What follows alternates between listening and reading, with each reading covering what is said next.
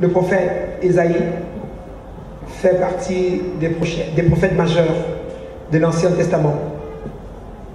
Et c'est un prophète qui est reconnu et a été apprécié particulièrement pour ses prophéties concernant la venue de Jésus-Christ. Et c'est entre l'an 740 et 701 avant Jésus-Christ qu'il a écrit le livre d'Ésaïe. Donc s'il faut voir le livre d'Ésaïe a aujourd'hui plus de 2000 combien d'années? Voilà, peut-être 2 ans. Merci. Et dans les prophéties, pourquoi? Parce que notre Dieu est prophétie. Il est le Dieu de l'éternité, qui est le même hier, qui est le même aujourd'hui et qui est le même demain. C'est-à-dire qu'il ne change pas dans le temps. Il est intemporel. Tiré d'Ésaïe 7, verset 14, où Ésaïe annonce la naissance de Jésus-Christ. 700 ans avant que Jésus ne naisse, il a annoncé. Et Ésaïe 7, verset 14 dit: c'est pourquoi le Seigneur lui-même vous donnera un signe. Voici, la jeune fille deviendra enceinte, elle enfantera un fils et elle lui donnera le nom d'Emmanuel. Alors, Ésaïe annonce que la jeune fille, et dans d'autres versions on dira la Vierge, deviendra enceinte et elle enfantera un fils et elle lui donnera le nom d'Emmanuel. Il s'agit d'un message donné 7 siècles avant. Et donc 7 siècles après, dans le livre de Matthieu 1, verset 123, cette prophétie s'accomplit effectivement et un ange apparaît à Joseph pour lui rappeler la prophétie d'Ésaïe. Pour lui dire: oui, ta femme elle est vierge, ta fiancée elle est vierge et en même temps elle est enceinte. Ne t'inquiète pas, ça a été prédit 700 ans avant ton arrivée. Donc rejute-le plutôt que ce soit ta famille qui soit choisie parmi toutes les familles de l'humanité pour porter cette grâce que plusieurs ont attendue, comme le vieux Siméon qui a dit au Seigneur: maintenant tu peux dire à ton serviteur de s'en aller parce que mes yeux ont vu le Messie. Et lorsque Joseph il reçoit cela, il était un juif qui connaît la Torah, dont la Bible, l'Ancien Testament. Vous savez, nous les chrétiens, c'est avec l'arrivée de Jésus que le Nouveau Testament est né. Mais les Juifs, si vous allez dans ce monde maintenant, vous verrez qu'ils lisent l'Ancien Testament, c'est la même chose avec nous. Alors, Joseph connaissant la parole, et ayant vérifié dans la parole, au livre d'Ésaïe 7, verset 14, il s'est vraiment rendu compte qu'effectivement, 700 ans avant, il avait été annoncé qu'une femme vierge devait tomber enceinte et elle devait enfanter un enfant, et cet enfant devait porter le nom d'Emmanuel. Et c'est la même chose que l'ange lui a dit. Ça veut dire que nous comprenons que la parole de Dieu est prophétie. Et c'est pourquoi je veux dire à tous les Africains qui sont ici, puisque je ne parle pas seulement au peuple de Kosoa, ou à la région Centre-Occitan aujourd'hui, ou à l'église évangélique, je parle à toute l'Afrique aujourd'hui. Ton passé est connu par Dieu. Ton présent est tracé par le Seigneur. Et ton futur est planifié. Alors, permettez-moi de vous parler alors pleinement de la prophétie d'Ésaïe. Je voulais juste vous expliquer dans la première partie que la prophétie est réelle. Puisque Dieu a annoncé qu'une femme vierge devait enfanter, elle a enfanté, donc c'est réel. On ne peut pas s'en douter. Le livre d'Ésaïe, donc, c'est un livre majeur et caché, enfoui dans la Bible, que la plupart, je vais dire, des théologiens occidentaux, particulièrement, je parle avec la présence du professeur Lokunze, qui est présent, professeur en histoire de l'Église. Professor, I am speaking about many work that we have done together, many results. En fait, Le professeur Lokonze, c'est mon bar académique. C'est lui qui m'a conduit dans toutes mes études au premier cycle universitaire. Et par la suite, le second cycle, j'ai été confié à d'autres personnes. Alors, ici, bien-aimé dans le Seigneur, Ésaïe 19 est caché dans le monde de la théologie. Pourquoi? Parce qu'il faut maintenir l'Afrique derrière. C'est ça la vision de l'Occident. C'est que l'Afrique ne doit jamais paraître sur la scène. Et ce qu'il veut dire aux Noirs, c'est qu'ils n'ont pas de valeur, qu'ils n'ont pas existé, comme Sarkozy là quelque part dit, ou comme Hegel, ou d'autres qui ont dit qu'ils n'ont même pas d'histoire, que l'Afrique n'a même pas d'histoire. Celle qui a fait l'histoire de l'humanité, on vient dire à celle-là, tu n'as pas d'histoire. Quelle négation de la vérité. Et donc, ce livre d'Ésaïe 19 est un livre purement prophétique parce qu'il retrace le passé de l'Afrique. Il parle du présent de l'Afrique et il annonce le futur de l'Afrique. Le livre d'Ésaïe 19. Si vous le lisez, avec un autre regard, vous allez le voir. Déjà, pour qu'on se comprenne, quand on parle de l'Égypte dans l'Ancien Testament, il ne s'agit pas de l'Égypte blanche que vous voyez aujourd'hui. Il s'agit des Noirs au nez, comment? Au nez épaté comme toi et moi. Et si vous partez voir dans les pyramides en Égypte, les momies, on a cassé les nez. On a cassé les nez parce que les Blancs ne comprennent pas comment un peuple aussi rejeté, vomi, détesté, noir en plus, a pu faire autant de prouesses. On essaie de casser leur nez pour voir si ce n'est pas le nez d'un Blanc, si pas votre débat. Ce n'est pas l'Égypte blanche, c'est l'Égypte noire. C'est grâce aux conquêtes, avec les conquêtes et l'évolution du temps, que l'Égypte aujourd'hui est devenue une, n'est-ce pas, on parle d'Afrique blanche, non, c'était des Noirs. Lorsqu'on vous parlait d'Israël en esclavage en Égypte, c'était des Noirs. Des Noirs, je veux même dire des Noirs cirés, peut-être comme toi et moi. Oui, c'était des Noirs qui ont mené Israël en captivité. Et dans l'Ancien Testament, quand on parle de l'Égypte, nous allons revoir avec Cheikh Anta Diop qui vous fait comprendre que l'Égypte est la représentation de l'Afrique. Parce que si vous voyez bien, la plupart des peuples d'Afrique migrent de l'Égypte. Et régulièrement dans l'Ancien Testament, on vous parlera de l'Égypte, on vous parlera de la Libye et on vous parlera de la Cyrène, qui sont en fait tout c'est un royaume, c'est le noyau qui contenait le continent, qui contenait l'ensemble des Africains. C'est suite aux conquêtes, voilà, et aux migrations que les Africains se sont répandus dans l'ensemble du continent.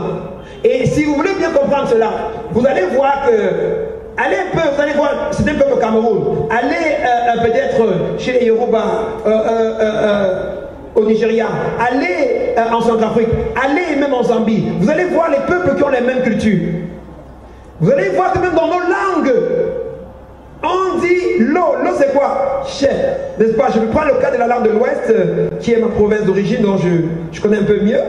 Mais, effectivement, dans les travaux de Cheikh Anta Diop, on va démontrer également dans la langue béti, par exemple, l'enfant béti, il y a effectivement des mots qui reviennent, que vous allez retrouver par exemple en hébreu ou bien dans la Bible. Et donc, par exemple, on dit, et on va parler de Moïse. Moïse en hébreu c'est quoi? C'est Moshe. Et Moshe, en combattant Moshe, veut dire quoi? Moshe, ça veut dire quoi? Ça, voilà. L'enfant de l'eau.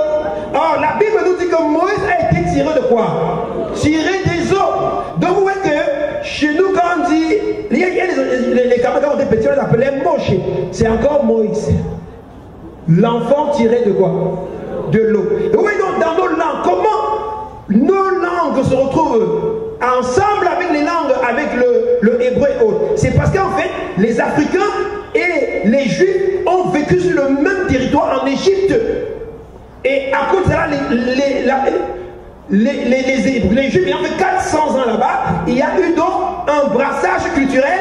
Et pour finir, les langues se sont, voilà, je vais dire comment, se sont diluées ou bien, vous voyez qu'aujourd'hui on parle du pidgin ou bien du franc-anglais, n'est-ce pas? Pourquoi? Parce que si vous mettez francophone et anglophone, quand ils vont rester, finalement ils vont sortir une nouvelle langue qu'on appelle quoi? Franc-anglais, c'est un peu la même chose. Et c'est pourquoi dans nos différentes langues d'Afrique, vous pouvez trouver un peu du hébreu et chez nous, vous allez trouver voilà, beaucoup du Dieu africain aussi. Donc, c'est-à-dire, vous allez trouver dans la langue juive beaucoup de mots, de très nombreux mots qui viennent des langues africaines. Parce que l'Égypte, le hébreu avec lequel on écrit la Bible est inspiré de l'Afrique. Oui, effectivement, si vous voyez le hiéroglyphe, c'est une langue qui est beaucoup plus ancienne que la langue, que la langue juive. Et donc, c'est Moïse qui a écrit la langue juive. Et il écrit la langue juive où? Du retour d'Afrique. C'est quand il rentre de l'Afrique au mont Sinaï qu'il formalise la langue juive. Pourquoi? Parce que Moïse a grandi dans la civilisation africaine. Et chez nous, nous avions les langues, n'est-ce pas? Nous avons eu les langues peut-être 2000 ans avant les autres peuples. C'est-à-dire l'écriture. Et c'est donc, c'est quand vous allez voir que le français s'écrit de la gauche vers la droite. Le égyptien s'écrit de quoi? De la droite vers la gauche. Et le hébreu, pour les théologiens dans la salle, le hébreu s'écrit comment? De la droite vers la gauche. Pourquoi? Parce que le hébreu a été calqué sur les langues, sur le hiéroglyphe, ou bien en haut encore, sur les langues africaines. Si on comprend bien donc, dans ce moment, si on comprend que l'Égypte signifie Afrique, alors on va évoluer librement. Et en lisant Ésaïe 19, vous remplacerez seulement partout, vous allez voir le mot Égypte par le mot Afrique. Et vous comprendrez donc le passé de l'Afrique, ce que nous vivons aujourd'hui et le futur de l'Afrique. Je vais vous parler ici de quelques prophéties d'Ésaïe 19 qui ont déjà été réalisées. Il y a ce qu'on appelle dans l'histoire de l'Afrique la crête transsaharienne. C'est une crête qui a eu lieu entre du 8e au 11e siècle. Il y a les historiens parmi vous qui l'enseignent à l'école. D'où est venue cette crête? En fait, c'est la première, c'est Ésaïe 19 l'explique bien. Parce qu'il dit ici, écoutez bien, oracle de l'Éternel, voici l'Éternel est monté sur les nuées rapides, il vient en Égypte et les idoles de l'Égypte tremblent devant lui. Donc on va dire les idoles de quoi? De l'Afrique, n'est-ce pas? Quand on va dire il vient en Égypte, on va dire il vient en Afrique et les idoles de l'Afrique tremblent devant lui. Et le cœur des Égyptiens tombe en défaillance. Le cœur de quoi? Le cœur des Africains tombe en défaillance. Et quand il dit, j'armerai l'Égypte contre l'Égypte. Donc, j'armerai quoi? L'Afrique contre l'Afrique. Et l'on se battra frère contre frère, ami contre ami, ville contre ville, royaume contre royaume. Voilà une prophétie qui vient 700 ans avant la naissance de Christ. Mais cette prophétie va s'accomplir dans le temps. Pourquoi? Particulièrement parce que l'Afrique, nous les Noirs, nous avons maintenu Israël en captivité pendant 400 ans. Et ce que tu sèmes, tu fais comment? Tu récoltes. C'est pourquoi Dieu nous a retourné la balle. Et si vous analysez bien sur le plan historique, je parle avec des scientifiques, que vous êtes dans la salle, vous verrez que la crête transsaharienne a duré 4 siècles.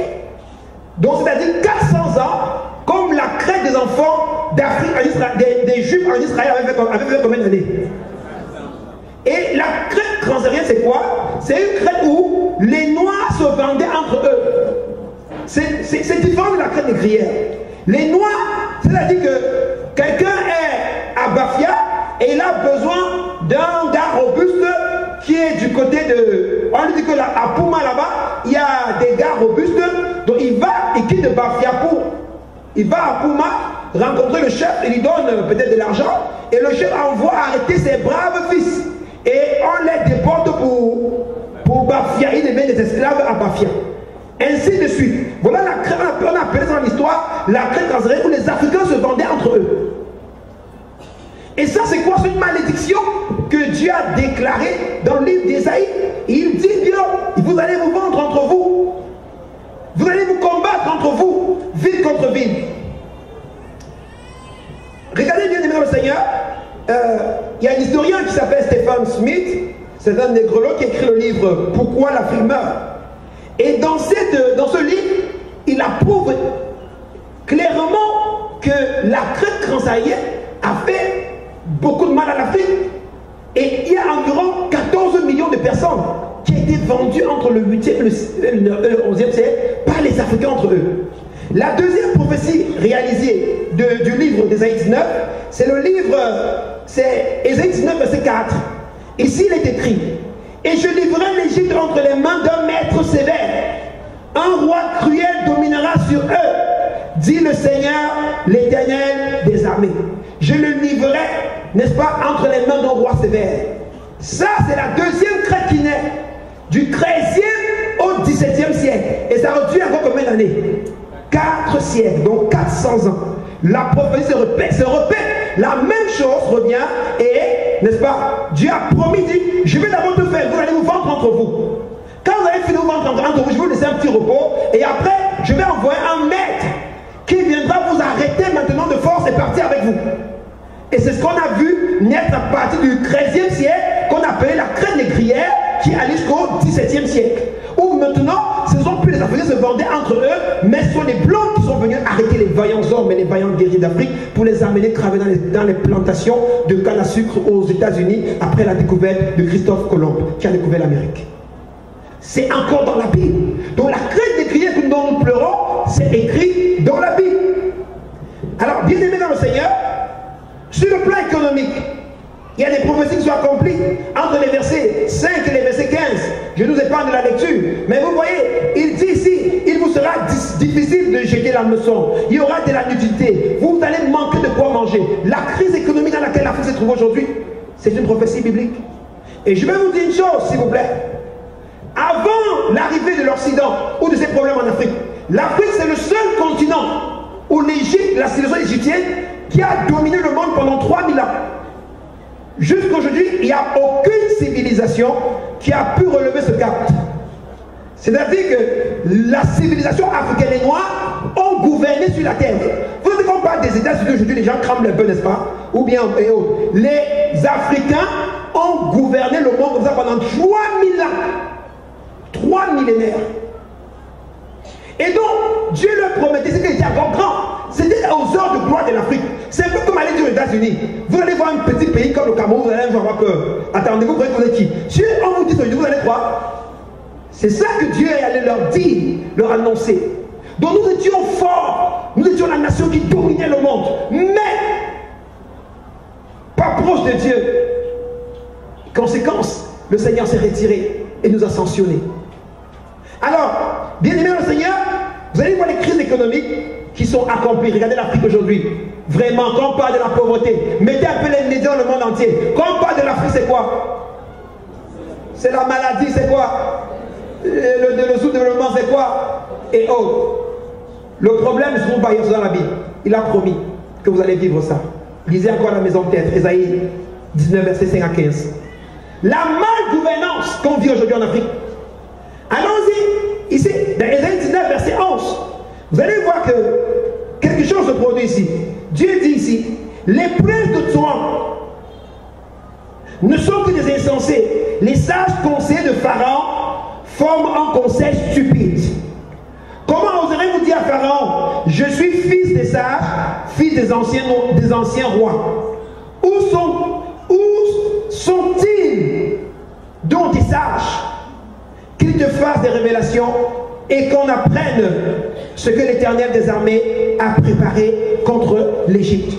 Et il va au verset 4 dit, l'Éternel a rendu au milieu d'elle, c'est-à-dire des chefs de l'Égypte, un esprit de vertige pour qu'ils fassent chanceler les Égyptiens de tout acte odieux, comme un homme ivre chancelle en vomissant. Ici c'est quoi? Il promet que les conseillers du roi ou des présidents seront des fous. Et que même ses propres présidents seront des fous. Et je vais vous dire une chose. Si vous n'avez pas encore vu folie, venez voir en Afrique. Vous allez voir ce qu'on appelle folie. Vous allez voir un président prendre toute la richesse d'un pays pour lui seul. Quand les gens dorment affamés, vous allez voir des rois qui sont passés en Afrique qui avaient des maisons en or.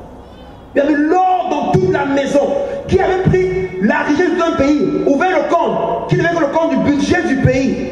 N'est-ce pas? Peut-être Boubacar. Je prends par exemple le cas de l'empereur. Subitement, il est devenu quoi? Empereur de quelle dynastie? Ces folies sont en Afrique.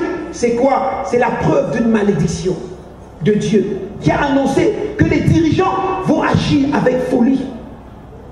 Donc le problème pour vous, ne critiquez plus les dirigeants, allez prier pour eux que Dieu les délivre de la malédiction. C'est pourquoi on comprend la prophétie. Celui qui comprend la prophétie agit différemment aux événements, n'est-ce pas? Il agit différemment, n'est-ce pas, que celui qui n'a pas compris ce que Dieu a déjà dit à l'avance. Et quand vous allez voir aujourd'hui, la dernière que je vais m'arrêter parce qu'il y en a plusieurs ici, la faiblesse des armées africaines aujourd'hui. C'est Ésaïe 19, verset 16. Il dit en Égypte, il dit, Ésaïe 19, verset 16, il dit en ce jour, l'Égypte sera comme, n'est-ce pas, des femmes. Elle tremblera, n'est-ce pas, et aura peur en voyant s'agiter la main des armées. Vous vous rendez compte de quand on dit l'armée la plus puissante du monde, l'armée que personne ne pouvait les combattre, on dit vous allez devenir comme les femmes. Quand vous allez entendre on va tousser, vous allez faire comment? Paniquer. Mais regardez aujourd'hui, l'Afrique était première puissance militaire du monde pendant 3000 ans. Aujourd'hui là, on peut s'attaquer à qui? La preuve, le texte prédit, Israël va te faire peur. Si vous allez voir, rentrant avec l'occupation de la bande de Gaza en 1948 et autres, vous allez voir comment, quand l'État de la Palestine a été créé, comment, n'est-ce pas, c'est ce qu'on a appelé en 1966 la guerre des 6 jours. Où, en 6 jours, Israël a failli confisquer la moitié du territoire égyptien. Les Nations Unies ont dû intervenir pour stopper la progression d'Israël. Qu'est-ce qui explique ça? C'est écrit dans la Bible. Mais comment un événement biblique prédit plus de 700 ans, plus de 2700 ans avant notre ère, s'accomplit aujourd'hui? C'est pour dire que la Bible que nous voyons n'est pas un livre d'histoire seulement, c'est un livre de révélation. Et la plupart des personnes méprisent la Bible, disent que ce sont les Blancs qui ont écrit la Bible. Et parce que ces personnes ne sont pas mises dans la dimension de la révélation. Quand tu viens devant le Seigneur, tu dois venir avec humilité. Tu vas garder tes grands diplômes, tu vas garder ton grand bagage et tu vas dire Seigneur, parle-moi par ton livre. Parce que c'est le livre révélé du Seigneur. Alors bien aimé dans le Seigneur, vous allez voir que qu'est-ce qui a causé tous ces problèmes en Afrique? L'origine de ces problèmes se trouve au verset 1. Le verset 1 qui dit quoi? Voici, il dit, horreur sur l'Égypte. Voici l'Éternel est monté sur une nuée rapide. Il vient en Égypte et les idoles de l'Égypte tremblent devant lui. Le problème de Dieu, c'est l'idolâtrie dans laquelle les Africains sont entrés. Les Africains ont laissé le Dieu vivant pour aller servir. En Égypte, il y avait des temples dédiés à Pharaon où l'homme était adoré à la place de qui? De Dieu. Il y a des temples qui étaient dédiés au rocher où l'homme partait maintenant. Ce qu'on fait aujourd'hui dans nos cultures-là, ça ne vient pas d'ici, ça vient de là-bas depuis longtemps. Ce n'est pas une histoire d'aujourd'hui. Ils ont laissé cela pour aller se livrer à l'idolâtrie. Et vous me le dites si bien, parce que tu t'es livré à l'idolâtrie, moi, l'Éternel ton Dieu, je vais t'humilier. Voici ce que je te ferai. Voilà d'où vient le problème de l'Afrique aujourd'hui. Nous allons aller, regardez par exemple les versets 12. Les versets 12 et 19. Où sont-ils des sages qui te fassent des révélations et qu'on apprenne ce que l'Éternel des armées a résolu contre l'Égypte? Pourquoi? Parce qu'en Afrique, si vous allez un peu avant, les Africains faisaient la divination. Donc vous pouvez voir, comme on peut aujourd'hui au village là, on lance les coris, n'est-ce pas? On dit que est-ce que tu veux savoir si le mariage là va marcher ou pas, n'est-ce pas? Quand tu appelles la mère au village, maman, j'ai trouvé la fille que je vais épouser. La mère te dit, attends d'abord, elle parle d'abord, regardez. C'est vrai ou c'est pas vrai? Elle va regarder quoi? Est-ce qu'elle a un jour vu la fille là? Est-ce qu'elle la connaît? Tu as appelé pour dire que j'ai... Attends, je parle comment? Regardez. Et quand on arrive là-bas, on prend le grand-père, il fait comment? Il y a un papa qui Les parents nous amenaient souvent, hein, la famille est là. Hein, comme partait papa Pierre dans mon goût. Hein? Oh, rappelez-vous bien, ouais, comment vous dites ça? Et papa Pierre mettait 3 bâtons. Il dit que Yang, ça va marcher. Yang. Après, il dit que Yang, ça ne va pas marcher. Après, il dit que Yang, ça va marcher, ça ne va pas marcher. Et il me lance sa main comme ça, il fait caca. Est-ce que quelqu'un suit mon regard? Si tu suis mon regard, dis ah, shit. Alors, vous voyez, donc ici, bien aimé dans le Seigneur, au verset 16, Dieu lance le défi aux Africains. Il dit, je vais alors voir, allez encore faire, et dites-nous ce qui va arriver à l'Afrique. Et je vais même dire aux Camerounais, dites-nous ce qui va arriver dans ce pays. Aujourd'hui, là, n'importe qui Dieu dans les études, tu ne sais même pas, n'est-ce pas? Mais nous, on connaît ce qui va arriver le lendemain. Parce qu'on s'est approché de la révélation. Donc le problème qui a causé, n'est-ce pas, cette séparation, mais cette décadence de l'Afrique, c'est seulement l'idolâtrie. Aller vers d'autres dieux. Tu n'auras pas d'autres dieux devant ma face. Il ne parlait pas aux Juifs, non. Il parlait à l'humain. Il parlait à l'humanité. Parce que même ces Juifs-là ne connaissaient pas ce qu'on appelait Dieu unique. C'est en Afrique qu'ils ont appris qu'il y a un Dieu unique que vous ne connaissez pas. Et il s'est révélé en disant, je m'appelle Yahvé. Et tu n'auras pas d'autre Dieu devant ma face. Parce que, regardez bien, allez lire la Bible, vous connaissez même mieux que moi. Abraham était un polythéiste parce qu'on dit que son père Nahor avait plusieurs dieux. Et il a entendu un Dieu parmi les dieux de son père. Lui dit, quitte ton pays, va loin de ta patrie. Je te montrerai où tu iras, tu me serviras et je ferai de toi une grande nation ici. Genèse 12, verset 1 à 3. Donc il quitte un monde polythéiste et il va en Égypte. Et en Égypte, nous avons une dynastie où le roi a imposé que le dieu Aton soit adoré. Et il a dit, on va raser tous les dieux de l'Égypte et un seul dieu sera adoré, le dieu Aton. Et c'est pendant cette période qu'Israël apprend qu'il peut avoir un Dieu unique. Comme Dieu leur se révèle, elle leur disait, je suis le Dieu unique. À partir de Dieu, il commence à mieux se comprendre. Parfois, vous voulez m'adorer, Dieu, vous ne savez pas comment l'adorer. Mais quand vous partez même voir comment même les satanistes l'adorent, là, vous comprenez, vous dites, hey, vous voyez comment ils se mettent à genoux, comment ils se couchent même devant leur gourou et autres. Vous dites, hey, ils font ça. Et moi, je suis grand devant mon Dieu. Ça vous donne un peu d'humilité. Et vous pouvez rentrer mieux comprendre le Dieu que vous servez. La tradition biblique a été inspirée fortement, n'est-ce pas, de l'Afrique. Les 14 premiers chapitres du livre d'Exode, c'est écrit en Afrique. Donc c'est l'idolâtrie qui pose une barrière entre Dieu et les Africains.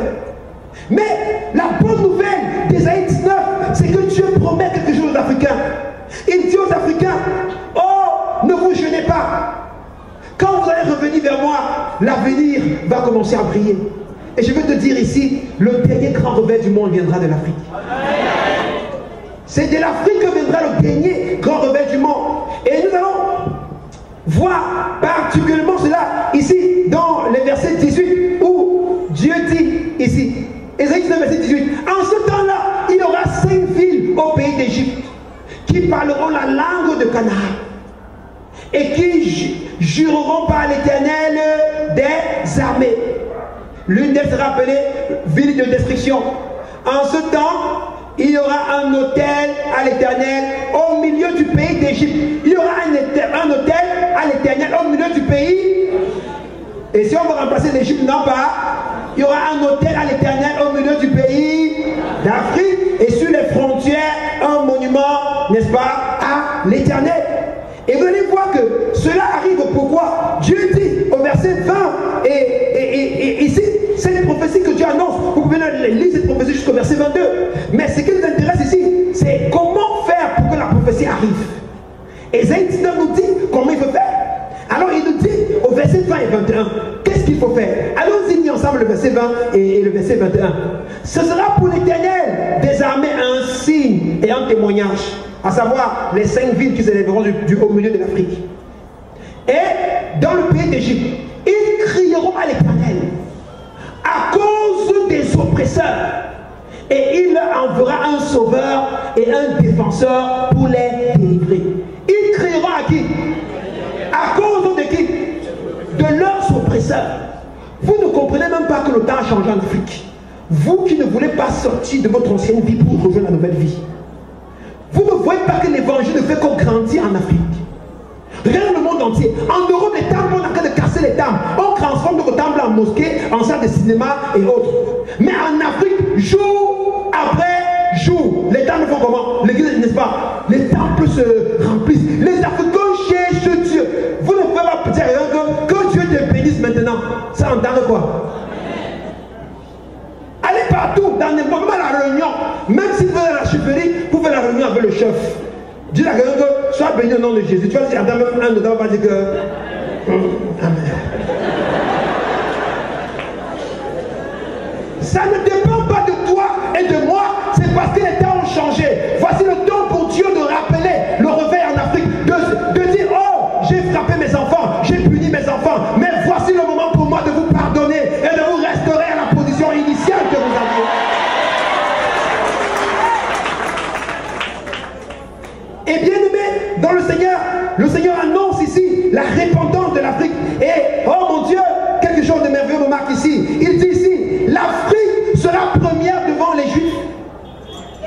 On dit souvent que c'est Israël, le peuple élu de Dieu. C'est parce qu'on n'a pas lu la Bible. C'est l'Afrique, le peuple élu, choisi, aimé de Dieu. Israël ne vient qu'en troisième position. Mais vous revenez lire, attendez, on va lire la parole. C'est dans Ésaïe 19, c'est pas loin, ici. Ésaïe 19, verset 24 à 25. Allons-y au verset 24 à 25. Il dit, en ce temps-là, Israël sera lui troisième. Ce sont les temps messianiques, pour les temps de la fin. Israël sera lui troisième, uni à l'Égypte. L'Égypte c'est qui? Unis à l'Afrique et à la Syrie. Et ces pays seront l'objet d'une bénédiction. Vous voyez qu'ici, il y a un problème dans le texte.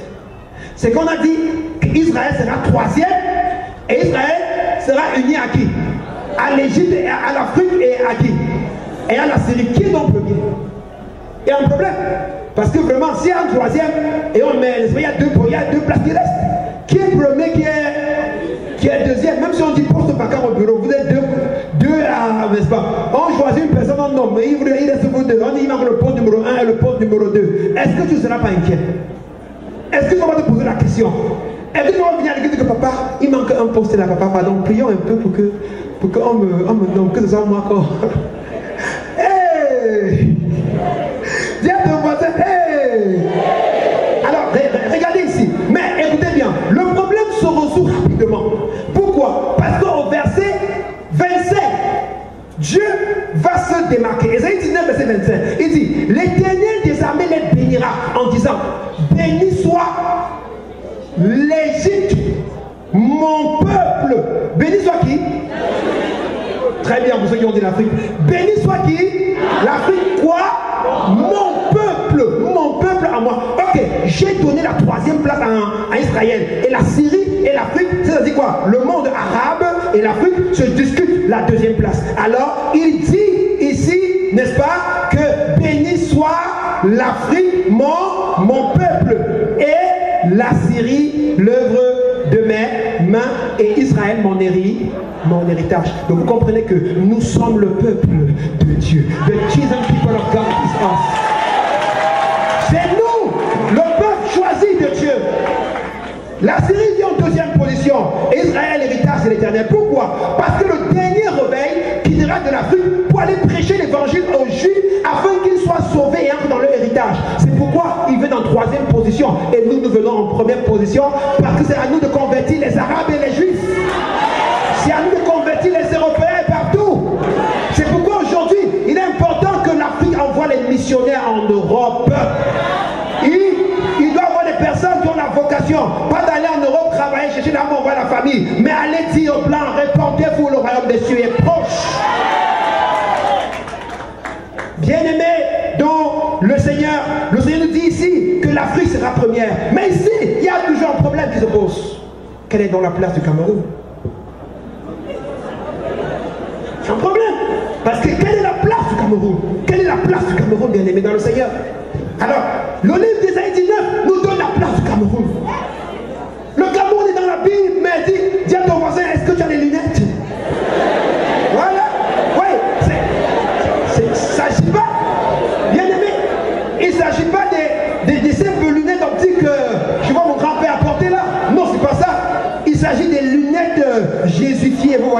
pas? Les lunettes.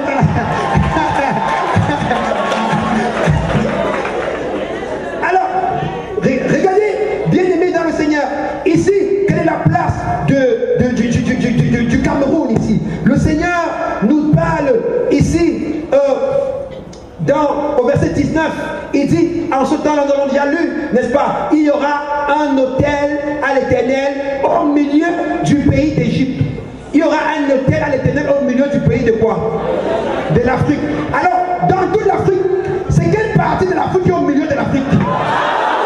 C'est l'Afrique centrale, d'accord? Attendez. Vous venez voir que dans toute l'Afrique, bien aimé, d'accord? Et la prophétie biblique est claire à ce sujet. Dans toute l'Afrique, c'est l'Afrique centrale qui apparaît au milieu de l'Afrique. C'est l'Afrique centrale qui apparaît au milieu de l'Afrique, bien aimé dans le Seigneur. Et à ce niveau, maintenant, qu'est-ce que faire? Parce que, bon, il y a l'Afrique centrale. Ok, comment maintenant faire pour savoir si c'est pas... Parce qu'on dit qu'il y aura maintenant un hôtel. Donc, l'Afrique centrale, c'est bon. Mais là-bas, il y aura quoi? Il y aura quoi? Il y aura un monument. Regardez, s'il vous plaît, revenons au verset 18.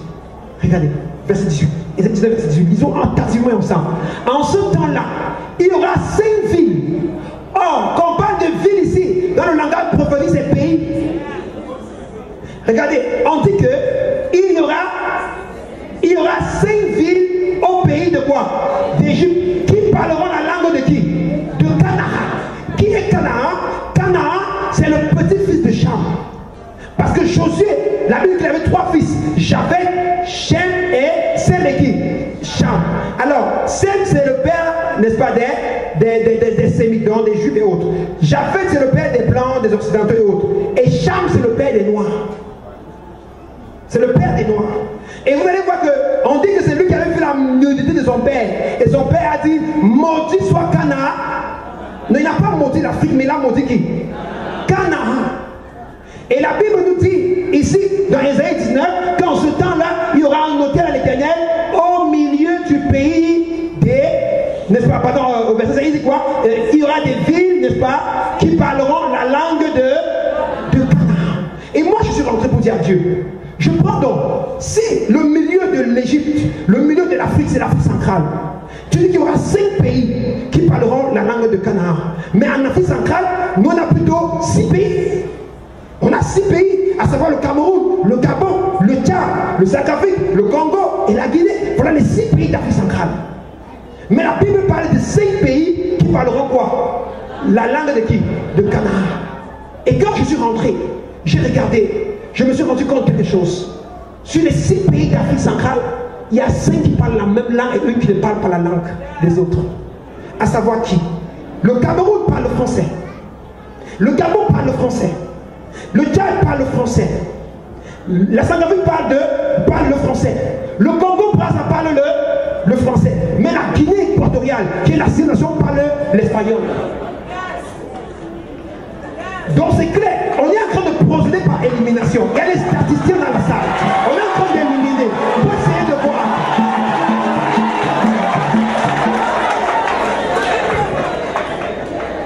Alors, peuple de Dieu, dis à ton voisin, la parole de Dieu est prophétie.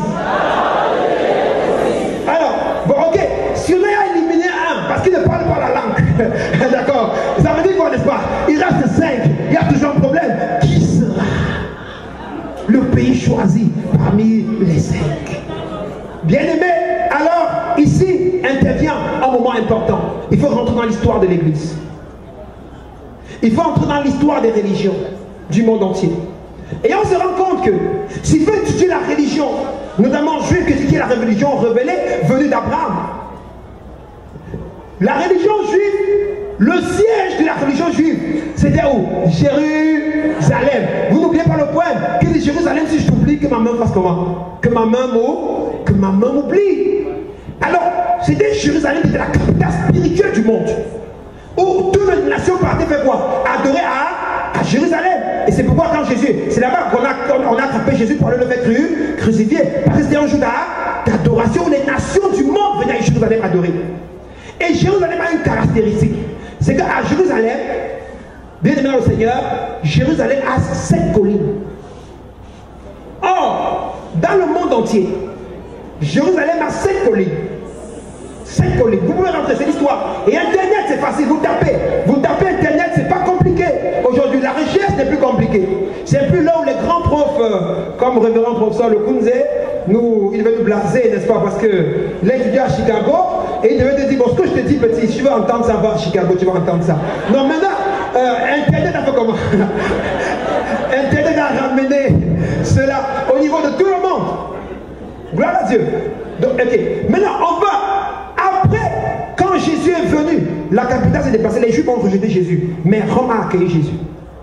Et dans l'histoire, dans le monde entier, Rome, c'est la seule deuxième ville au monde qui a 7 collines. Et il n'y a que 3 villes comme ça dans le monde entier. La première, c'est Jérusalem. Allez chercher en histoire. Seule. C'est 3 dans le monde entier. La première, c'est Jérusalem. La deuxième, c'est Rome, qui a apporté le christianisme. Vous savez qu'avec la papauté et autres. Mais quand Rome a failli, puisque Rome a déjà failli, c'est bon, c'est faux. Vous voyez pas, c'est pas la catholique aujourd'hui, n'est-ce pas? À tous mes frères catholiques, je n'ai aucun problème avec la religion catholique. Mais je prêche juste la croix, l'évangile de Jésus, le salut des âmes. Ok. Vous allez voir que Rome a 7 collines. Et quand on retourne ici, la Bible dit, Ésaïe 19, en ce même temps-là, il y aura un autel à l'Éternel au milieu du pays d'Égypte, sur la frontière, un monument à l'Éternel. Il y aura un autel à l'Éternel au milieu. Où sera donc cet autel?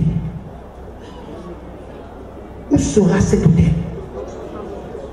Il y a au milieu de tous les pays d'Afrique un seul qu'on appelle la ville aux 7 collines.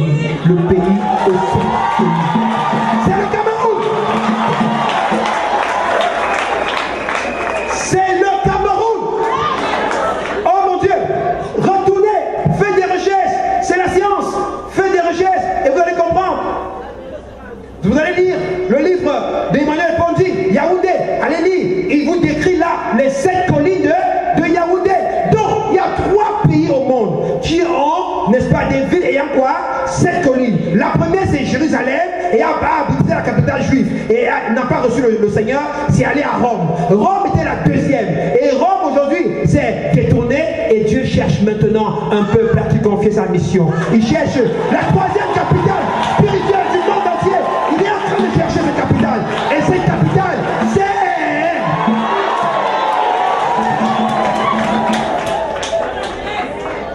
Bien-aimé dans le Seigneur. Et lorsque je lis, il y a un problème qui se pose toujours ici. Quel est donc mon rôle ici aujourd'hui? Je serai installé comme pasteur de l'église évangélique du Cameroun. Quelle est la place de l'église évangélique du Cameroun dans cette révélation, dans ce grand réveil, dans cette révélation? Au moins tu as compris que si tu es Camerounais, Dieu t'a choisi aujourd'hui pour se révéler dans le monde. Et c'est pourquoi vous allez voir que l'évangile est en train de faire bizarrement au Cameroun. En 2010, quand j'étais en plein dans ces recherches, je me suis rendu compte que de nombreuses églises d'Afrique, du Nigeria, du Ghana et d'Amérique venaient s'installer au Cameroun parce qu'ils disaient qu'ils ont compris cette révélation, qu'ils veulent participer à la moisson au Cameroun afin que Dieu se souvienne de leur pays. Parce que quand Dieu bénit un pays, si tu bénis ce pays, ton pays sera comment? Béni. Si tu maudis ce pays, ton pays sera comment? Maudit. C'est pourquoi ceux qui s'attaquent au Cameroun, bien aimés dans le Seigneur, ils ne vont pas échapper entre les mains de Dieu. Parce qu'il peut maudire celui que Dieu a béni. Alors, bien-aimé dans le Seigneur, je viens vous expliquer une chose ici. Pas pour recentrer le message sur l'église évangélique du Cameroun, mais pour vous dire une chose. Si vous étudiez l'histoire du Cameroun, si vous voulez comprendre le Cameroun, le passé du Cameroun, si vous voulez comprendre le présent du Cameroun, et si vous voulez comprendre l'avenir du Cameroun, rentrez dans l'église évangélique, cherchez l'histoire, les dates, les événements de l'église évangélique du Cameroun, vous allez comprendre ce qui est passé dans ce pays, ce qui est présent dans ce pays et ce qui va arriver dans ce pays. Je vous donne quelques éléments justes. Premier élément bien aimé, l'église évangélique, n'est-ce pas? C'est Joseph Merrick, le Jamaïcain, qui vient, n'est-ce pas, de la mission baptiste, qui vient implanter, qui entre au Cameroun avec l'évangile. Donc ce sont les protestants qui entrent en premier au Cameroun avec l'évangile, n'est-ce pas, en 1848. 1848, c'est la date d'arrivée de l'évangile au Cameroun, et c'est un noir, c'est pas les blancs. Vous qui essayez de rejeter l'évangile pour dire qu'il est noir, c'est un noir qui apporte l'évangile au Cameroun, Joseph Merrick.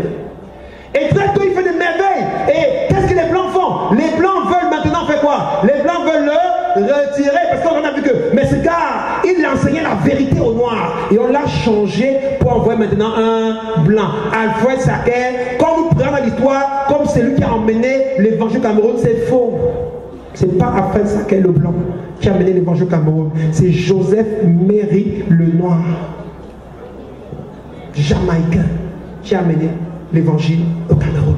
C'est encore l'histoire truquée et cette histoire doit être restaurée au nom de Jésus. L'autonomie de l'église évangélique du Cameroun, 10 mars 1957. Quand il y a autonomie, ça veut dire quoi? L'église évangélique devient libre de l'Occident. Ils disent aux Blancs, nous ne voulons plus être commandés par vous. Nous croyons que nous sommes libres, on est grands, on a appris aussi le ministère et nous voulons prêcher nous-mêmes l'évangile. Quand il obtient son autonomie en 1957, en 1960, il y a quelque chose qui arrive, le Cameroun devient aussi indépendant. C'est-à-dire, l'église évangélique du Cameroun devient indépendant et le Cameroun devient aussi indépendant. Premier élément à voir. Il ne faut pas négliger l'élément.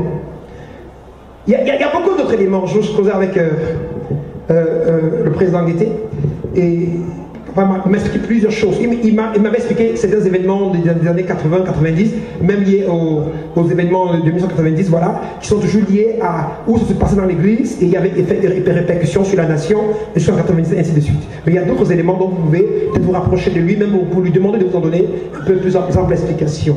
Alors, regardez un peu. Je vais revenir sur l'histoire proche pour que nous arrêtons, pour que nous terminons, pour avancer. Revenons dans l'église évangélique Cameroun aux années 2014.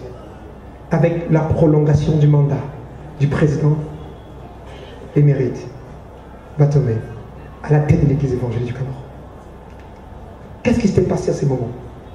Je dis encore à la parole de soi.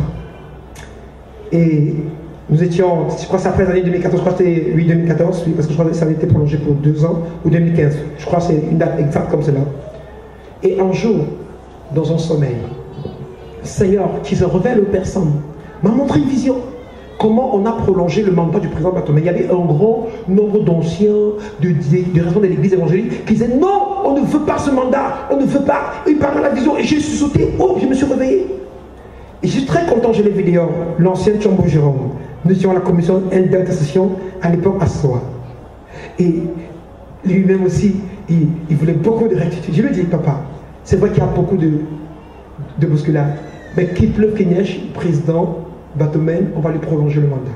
Parce que Dieu a parlé. Et on m'a dit, ça ne peut pas se faire. Je n'étais pas un fan, hein, je vous dis vrai. C'était pas parce que j'avais une... non, j'ai dormi ma chose. C'est pas moi qui... J'ai demandé. Je dormais. Et nous avons discuté même ensemble. Et par la suite, il y a eu un synode et on lui a prolongé 2 ans. Et ces 2 ans annonçaient une crise dans l'église évangélique du Cameroun. Ces 2 ans annonçaient une crise dans l'église évangélique du Cameroun. Et il fallait essayer. On avait prolongé pour essayer de voir si on peut réguler la crise ou si on peut empêcher la crise de venir. Parce que vraiment, il y avait un problème tribal qui avait déjà commencé dans l'église. Et on disait que non, c'est autour de telle tendance religieuse, c'est autour de telle tendance religieuse, et ainsi de suite. Et on a prolongé de 2 ans. Bien aimé dans le Seigneur, écoutez bien ce qui s'est passé. Revenons à notre pays. C'était aussi des moments où on commençait à entendre des petites revendications dans le Nozo. Regardez bien, c'était le même moment où on commençait à entendre des petites revendications dans le Nozo. Alors les choses ont évolué. Il a obtenu les 2 mandats. Et en 2017, il doit organiser les élections. C'est terminé. En 2017, il part aux élections. Et Dieu me fait encore une grâce. Il me montre, il me dit, oh là là, j'aurais bien aimé voir sa présence ici. Et gloire à Dieu qui l'a appelé dans sa gloire. Je me rapproche. Je suis nouvellement recruté dans l'église évangélique. Et vraiment, c'est dur. Je voulais me dire merci vraiment pour Président Batomé parce que j'ai eu le master en 2014 et j'étais en thèse doctorale, le professeur Kunze qui me conduisait. Je ne voulais pas devenir pasteur parce que vraiment j'avais peur de cette mission. Peut-être c'est pour ça que j'ai beaucoup pleuré de la conséquence. Ce n'était pas l'émotion, non. Ce n'était pas le chemin parcouru du non. C'était la mission et la responsabilité. Le défi pour l'évangile dans ce pays et dans le monde entier et autres. Et donc un jour Adouali m'a dit, je t'affecte, tu vas aller commencer la mission. Moi je voulais juste un stage pour mes études. Et c'est comme ça que j'ai intégré brutalement le ministère. Mais à ce moment, Dieu me montre, il me dit, voilà l'homme qui va devenir président de l'église évangélique du Cameroun. À ce moment, je m'en vais le voir, je dis, papa, on a dit que le Saint-Esprit m'a dit que c'est toi qui vas devenir le futur président du Cameroun, de l'église évangélique du Cameroun. Oh, gloire à Dieu. Et regarde un peu, ça c'est un peu chez nous là, c'est un peu bizarre de voir un peu les petits gars qui viennent vous dire que Dieu a dit, vous voyez un peu. Donc, hein, regardez, suivez mon regard. Hein. Bon, mais à la différence, c'est qu'il n'avait pas marché, il a dit, oh là là, gloire. Il gloire à Dieu. Et je suis venu voir mon père également, je lui ai dit, papa, Philippe, je sais pas, parce qu'à l'époque, j'arrive, comment, le président Patomé me dit, regarde, et il regarde, il dit, je peux l'envoyer dans quelle région travailler? Il me regarde, son bureau, il me regarde. Il dit, ah, ça sont les gens, je reprends ces mots, excusez-moi, si je peux sortir des cadres normatifs. Il me regarde et il dit, ça, ce sont les gens d'un guetté. C'est le genre des gens d'un guetté ici. Et c'est comme ça qu'il me pousse. Il m'envoie dans sa région. Il lui fait une lettre pour dire, je t'envoie un ouvrier. Et papa lui-même me dit, mais en milieu d'année, tu m'envoies un ouvrier. Moi, je dis que j'ai demandé qu'il m'envoie un stage pour y faire l'école doctorat. Il m'envoie commencer le ministère. Comment? Donc, je suis moi-même fâché et à tous les niveaux, ça ne va pas. Et Dieu m'envoie, je dis, papa, Dieu a dit, tu seras secrétaire général de l'église. Il me montre une vision claire, comment dans son bureau était organisé. Je suis venu au bureau, je lui ai dit, ton bureau était comme ça. Et plus tard, quand il est arrivé à Douala, son bureau était exactement organisé comme ça, parce que l'un est devenu président général de l'église évangélique du Cameroun et l'autre est devenu secrétaire général de l'église évangélique du Cameroun. Et vous savez, je parle devant plusieurs ici qui connaissent. Amen. Devant des concernés pour vous dire que la parole de Dieu est prophétie. Et voilà comment les choses arrivent. Mais ici, il y a un problème qui se pose, bien aimé. Après ces élections, quelque chose se passe. Une crise en 2017 dans l'église évangélique du Cameroun. Bam, la crise que nous connaissons. Mais avant la crise, quelque chose se passe. Ou bien pendant la crise, dans le Nozo, ça prend feu. 2017. Ça commence au nord-ouest, sud-ouest. Revendication. Église évangélique à quoi? Revendication à l'intérieur. Le Cameroun maintenant commence à faire comment? Revendication quoi? Est-ce que vous comprenez l'histoire? Ce que je dis, est-ce que vous êtes témoin ou j'invente? Est-ce que j'invente? Ok, gloire à Dieu. Maintenant, ok, les choses évoluent. La crise continue en l'église, ainsi de suite. Mais un miracle s'est produit en 2016. J'étais, c'est pas moi qui cherchais, je dormais. Et j'ai vu le feu à l'église évangélique Cameroun, l'église évangélique en crise. Et parmi eux, j'ai vu un pasteur qui s'appelait le pasteur Matiki Ebenezer, qui avait été choisi parmi les pasteurs qui devaient aller éteindre le feu qui brûlait sur l'église. Et je suis allé le voir 3 fois. Il dit, papa, je ne connais pas, il y aura une crise dans l'église aussi. Il y aura un problème trop grave. Et on va te choisir parmi les gens qui vont aller éteindre le feu là. Il m'a regardé, surtout que quand il me voit souvent que voilà les petits qui... Vous savez que même mon fils là, tu es souvent un peu... Gloire à Jésus-Christ. Ce que je dis c'est vrai, c'est faux, c'est pas vrai. Il me regarde, il sourit, il me dit gloire à Dieu mon fils. Ok, ah, c'est bien. Il me regarde. Je reviens la 2e fois du dit. Je reviens là, nous sommes en 2016.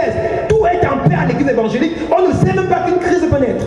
Je reviens la 3e fois lui dire qu'il y aura un problème. Et on va les lever. Et subitement, quelques mois après 2017, par l'église entre en crise. Nous commençons à prier pour la crise, toute l'église, tout le monde. Et fin 2021, la crise prend fin. 6 janvier 2022, une liste sort. Membre du bureau de transition. Et le pasteur Matike est choisi vice-président de la transition chargé de la réconciliation. Attendez, n'acclamez pas encore. Et nous étions en pastoral. Et j'ai pris la parole devant tous les ouvriers. Et papa Matik était là. Et j'ai dit, voilà ce que Dieu m'avait dit au sujet du bureau de transition. Et autres. Et lui-même, il était là. Et comme les collègues souvent me disent, le petit là, et autres. Ils ont tous regardé papa Matik et il leur a secoué la tête. Pour leur dire, c'est vrai, il me l'a annoncé en 2016. Ok. Ça veut dire que la main de Dieu, tout ce qui s'est passé, j'ai dit l'avenir, Le passé du Cameroun, le présent et l'avenir sont entre les mains de Dieu. Et le bureau de transition a fait comme aujourd'hui. Ils ont mis toutes les tendances ensemble. Ils sont en train de forcer et autres. Comme on voulait la séparation, on va dans l'église savoir, l'église ici. La grâce de Dieu s'est passée. Et aujourd'hui, bien-aimé au Seigneur, l'église est en train d'aller ensemble. Même si ce n'est pas encore l'unanimité, mais ça va arriver. Amen. Et par là, Dieu m'a dit aussi une chose. Mon fils, quelque chose va se passer. C'est que votre pays ne va pas se diviser. Et je l'ai prêché une fois dans un consistoire, pendant les élections. Dieu m'a parlé comme ça avant.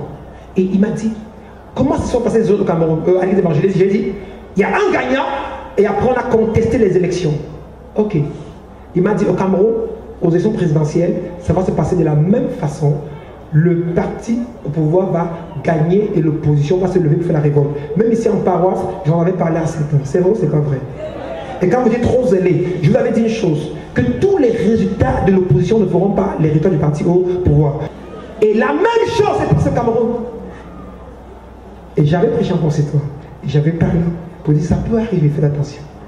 Et il y a eu un gagnant des élections et il y a eu quoi? Contestation des élections. Maintenant, je vais un peu te choquer. Est-ce que tu veux connaître l'avenir du pays? Est-ce que tu veux connaître l'avenir du Cameroun? Ok. L'avenir du Cameroun est simple. Regarde l'église évangélique du Cameroun.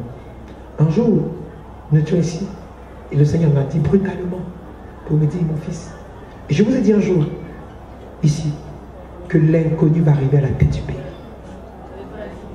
Vous ne connaissez pas le futur président du Cameroun, personne ne le connaît.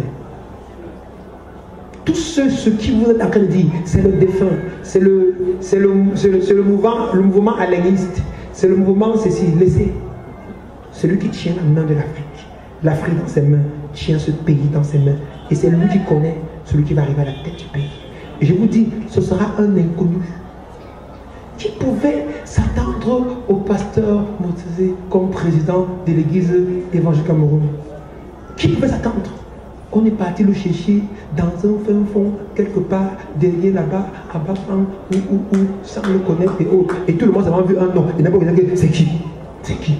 C'est qui? C'est qui? C'est qui? Et ainsi de suite. Pourquoi? C'est la révélation. C'est l'inconnu qui a jailli à la tête de l'église. Et on croyait qu'il était mou. Mais on se rend compte de plus en plus que ce gars n'est pas mou.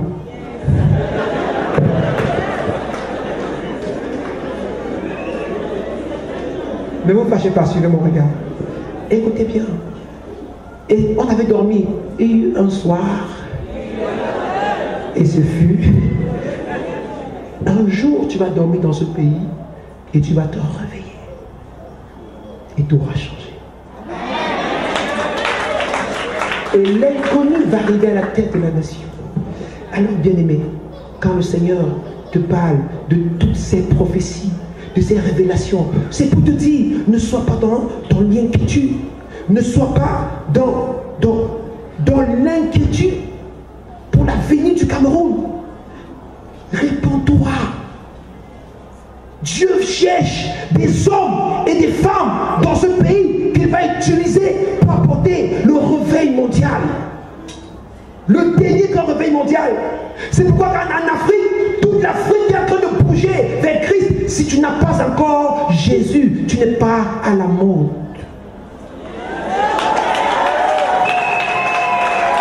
Parce qu'il y a la mode selon les hommes et il y a la mode de Dieu. La mode de Dieu, c'est d'être dans la prophétie de Dieu. C'est d'être dans la révélation de Dieu. C'est d'être dans le temps de Dieu. Et voici le temps de Dieu pour que les Africains abandonnent le péché, abandonnent l'immoralité, abandonnent l'idolâtrie, abandonnent ces choses pour chercher le Dieu vivant, afin qu'il nous utilise non seulement pour bénir notre pays, mais pour sauver l'Afrique et sauver les autres nations du monde. Et j'ai envie de vous dire que l'avenir de l'humanité dépend de l'Afrique. Mais John Wesley a dit, God will not without man, and man cannot without God. Dieu ne fera pas sans l'homme, et l'homme ne pourra pas sans Dieu. Si tu ne tournes pas ton cœur vers Jésus-Christ aujourd'hui, bien-aimé dans le Seigneur, sache que ta vie sur la terre risquera d'être insignifiante. Et je veux dire à toutes nos éminences, à toutes nos autorités traditionnelles, à toutes nos autorités politiques qui sont ici aujourd'hui. Jésus veut vous utiliser. Tournez-lui votre cœur. Même si tu étais dans n'importe quelle forme de pratique. Il dit, la Bible dit, la main de Dieu n'est pas trop courte pour nous exaucer. Il dit, si ton péché est noir, et si ton péché comme le cramoisi, je le rendrai blanc comme la neige. Il a dit, Isaïe, qui en ferais-je? Toi, Dieu veut te choisir comme autorité. Ça peut être pour influencer dans le domaine de la politique, dans le domaine de l'économie, dans le domaine de l'église, dans le domaine de la santé, dans toutes les sphères. Dieu veut des ministres dans toutes les sphères. Et c'est pourquoi, pour cette consécration, nous avons écrit un livre, Comment de transformer votre ministère et votre organisation en peu de temps. C'est juste pour vous montrer à partir de l'espérance causois ce que Dieu peut faire avec vous si vous vous mettez entièrement au service de Jésus. Si vous avez le courage de dire, je ne suis plus dans le culte des crânes, je ne suis plus chez les marabouts, j'étais dans telle loge, je sors de telle loge maçonnique, je sors de cette loge de l'Ekanka, je viens me donner à Jésus, le sauveur du monde, afin qu'il m'introduise dans la révélation des derniers temps, afin qu'il m'introduise dans la mode de notre temps. Parce que la mode de notre temps, c'est qui? Jésus-Christ. Que le Seigneur bénisse en nous l'écoute de sa parole. Que ce lui plaît les oreilles pour entendre.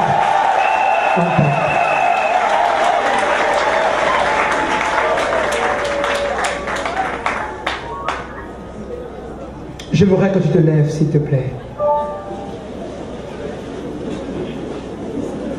Et avant de confesser la foi chrétienne, je voudrais que tu prennes juste 30 secondes de silence. 30 secondes, que tout le monde se lève, je vous en prie. Et que tu lui dises, au fond de ton cœur, tu as besoin de parler dans le fond de ton cœur. Si tu veux changer de vie, si tu veux qu'il t'utilise pour être dans la révélation des derniers temps, dis-lui humblement, Seigneur Jésus, j'ai profondément besoin de toi. S'il te plaît, donne un sens à ma vie. Je reconnais que j'ai marché loin de tes voies. Pardonne-moi mes fautes. Et à partir d'aujourd'hui, accepte-moi comme ton enfant. Merci parce que je suis né de nouveau. Merci de m'avoir lavé. Et merci parce que tu m'utiliseras désormais pour laisser ta marque dans notre nation et dans le monde entier. Amen. Si tu as fait cette prière sincèrement du fond de ton cœur, ce n'est pas la prière qui te sauve, mais c'est la décision de changer. C'est la vérité. Si tu l'as fait, ça veut dire que tu es devenu enfant de Dieu aujourd'hui. Ça ne dépend pas de ce que tu ressens. C'est juste cette confession et ta sincérité. Maintenant, tu pourras dire à Dieu, quand tu rentreras, dis-moi pourquoi tu m'as créé. Revêt-toi à moi. Si tu as un problème, parle-lui comme un ami. Je sais que nous avons beaucoup d'invités aujourd'hui. Nous sommes l'église évangélique Cameroun. Nous aimerons bien. Ça ne vous dérange pas. Nous avons seulement les dirigeants du pays. Vous pouvez trouver. Vous pouvez aller dans l'une des régions de notre pays. Si vous voyez la plaque EEC, vous pouvez entrer et faire votre culte là-bas. Mais quand vous partez, ne regardez pas aux hommes. Si vous regardez aux hommes, la vie des hommes peut vous décevoir. Regardez Christ. Aucun homme, aucun pasteur, moi-même, ni mon père ou mes pères que voici derrière, personne d'entre nous n'est mort pour toi. Jésus seul est mort pour toi. C'est pourquoi ton regard sera toujours sur Jésus. Va dans une de nos communautés, sers Dieu. Et si peut-être tu es dans une autre communauté et tu ne veux pas laisser ta communauté, ce n'est pas l'église qui sauve. Tu peux y demeurer et recevoir le Seigneur fidèlement. Et si tu veux l'accompagnement de notre église, nous sommes disposés pour t'accompagner dans ta marche avec le Seigneur. Amen. Amen. Sur ce, confessons la foi chrétienne en disant, je crois en Dieu, le Père Tout-Puissant, Créateur du ciel et de la terre. Je crois en Jésus-Christ, son Fils unique, notre Seigneur, qui a été conçu du Saint-Esprit. Il est né de la Vierge Marie. Il a souffert sous Ponce Pilate. Il a été crucifié. Il est mort. Il a été enseveli. Il est descendu aux enfers. Le troisième jour, il est ressuscité des morts. Il est monté au ciel. Il siège à la droite de Dieu, Il reviendra de là pour juger les vivants et les morts. Je crois au Saint-Esprit,